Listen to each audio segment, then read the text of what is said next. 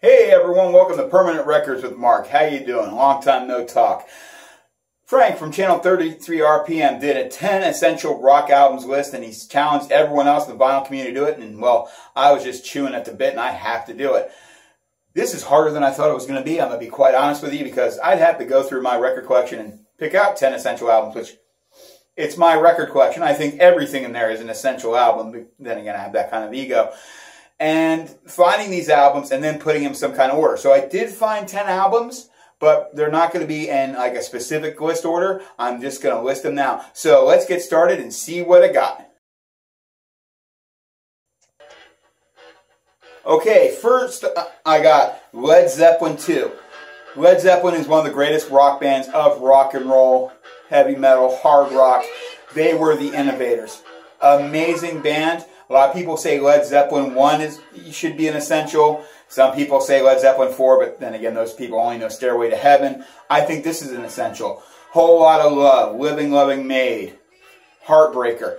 Great album, just amazing. This really shows off what kind of band they were, and what they were going to be coming up.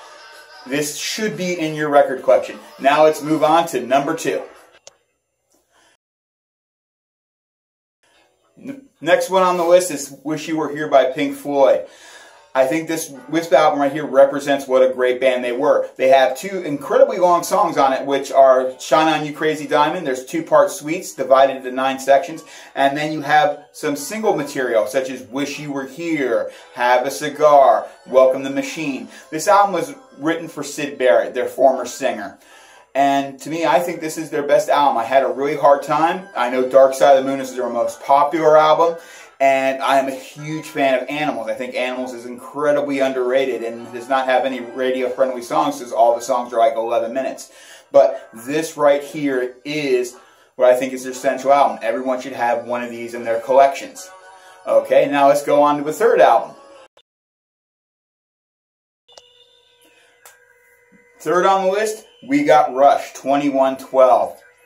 This right here, Rush, great Canadian band from the Great White North. They've done several albums before this. Record label was kind of getting sick of them. They had nothing really selling. They're like, you know, you really shouldn't do these really long songs and these really epic songs. You do something short, more radio friendly. And they're like, you know what, label's probably going to drop us. Let's do this album the way we want to. Half the album is a rock piece called 2112. Amazing, amazing, amazing prog rock piece. This sets the standard for prog rock albums. And the second album, second side, you have Passage to Bangkok, Twilight Zone, and other like more radio-friendly songs. But this shows off that best of Rush. They can do these incredibly long songs, and they can also do good, friendly radio stuff. And next, let's move on to number 4. In on my 4th album, we're going to talk about Black Sabbath. You wouldn't have heavy metal without this album. You wouldn't have anything. Great album. This is a band that was born out of an industrial accident. When Tony Iommi lost all of his fingertips on his left hand, what did he do? He made fake fingertips, and he learned to play at a lower registry, which gave it that really heavy, crunchy sound, which we still hear in music today, which is what we all love, good heavy metal music. This has NIB on it, Black Sabbath, The Wizard. This is an amazing album. Their first album, this is raw, this is intense. This is what everybody should have in their collection. Take time out to listen to this one right here. You just listen to it for days and days. You just can't get bored with this album. Now let's move on to our 5th pick. Screaming for Vengeance now coming in. This is an amazing, again, I say this a lot, amazing album, but this right here is an essential. This, I think, was Priest at their best, at their pinnacle, at their peak. You've got another thing coming. Screaming for Vengeance. The Hellion. The Hellion is one of the best side 1, track 1 albums ever. If you ever want to listen to just the first song on an album that's going to let you know this is what this album's about, it's The Hellion. And who can forget The Electric Eye, which is a song that's really starting to take shape right now if you listen to the lyrics of it.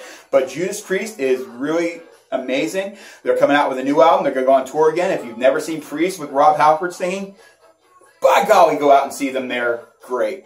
And let's go on to our next album after this.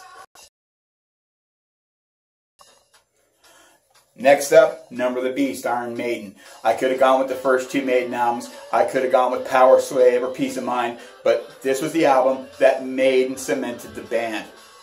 They just brought Bruce Dickinson as a singer.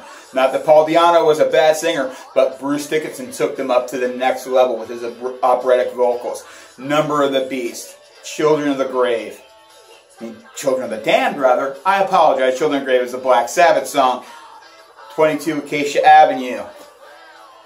Amazing. And also, we can't forget Run to the Hills, which we're listening to right now. This is their best album. This album solidifies them. This is, if you want to know who Iron Maiden is, buy this album. This is the Iron Maiden album to have. And let's go to the next album. Now let's talk Metallica. Kings of the Big Four. This was the album that made them a household name, Master of Puppets.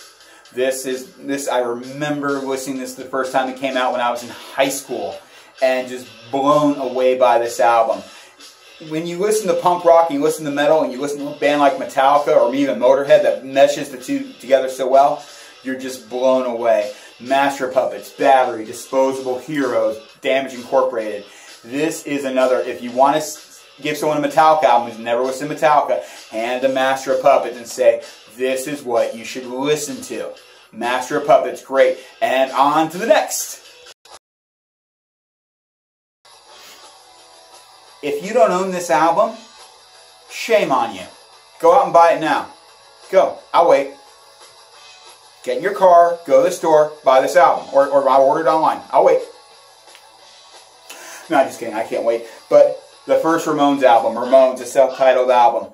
This is an essential album to own. This is what started the punk rock movement in New York City. Yeah, there are the New York Dolls, there are Iggy and the Stooges, there are a lot of the proto-punk bands, MC5. But this is what really made punk rock into punk rock. 53rd and 3rd, Blitzkrieg Bop. You know, these are great punk songs. But, you know, then again, you got I Want to Be Your Boyfriend. This nice, beautiful little melodic love song. It's great. It's the song I'd played at all my ex-girlfriends. Ramones' first album. Please go out and buy it if you don't own it. And let's move on to the next. London Calling by The Clash. If the people are now, you're all going to wonder, Mark, why didn't you do the first Clash album, the self-titled Clash album? Or Mark, why didn't you do Combat Rock, their most popular album? This is their best album. This is the album that encapsulates the band. This is the album that I think best represents it. Because they're more than just a punk band. They play different styles and different genres of music on this. They were amazing musicians. And the funny thing about this album is they recorded this album in like 4 days by themselves in a little studio. And they had the tapes and they took it to the record company and said, we want to put out this album. We want it to be a double album set. And we want this material on it. And the record company listened to it and saw lightning in a bottle and said, you know what, here's the deal. We want to put you in a studio with a real producer. We'll do a double album for you. Whatever you want. Let us produce it. And they produced it and it came out with a classic. This is another one. Essential album. It should be in your collection. If not, give it a listen. It's a great, great album. And let's go on to our last album. And finally, Black Flag's Damaged. This is the album that really broke the Southern California, Los Angeles punk scene. Des Cadena was the singer for the band.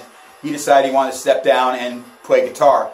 So they brought in this kid from Washington, D.C. named Henry Rollins. Henry Rollins killed it with Black Flag.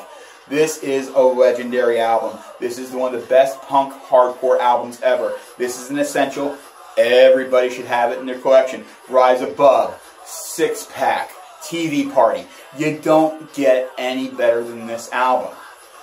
This should be in everyone's collection. Okay? Now, that is my Essential 10. If you like it, you agree with me, disagree with me, let me know in the comments below. Now, this was Essential 10 rock albums. I couldn't put on any jazz. I didn't put on any ska, reggae, or anything like that. I went with rock albums. This was one of the hardest decisions of my life to pick just 10 albums. So let me know in the comment field below or do a response to my response video. Do your own response. Enjoy. Thank you, and have a great day.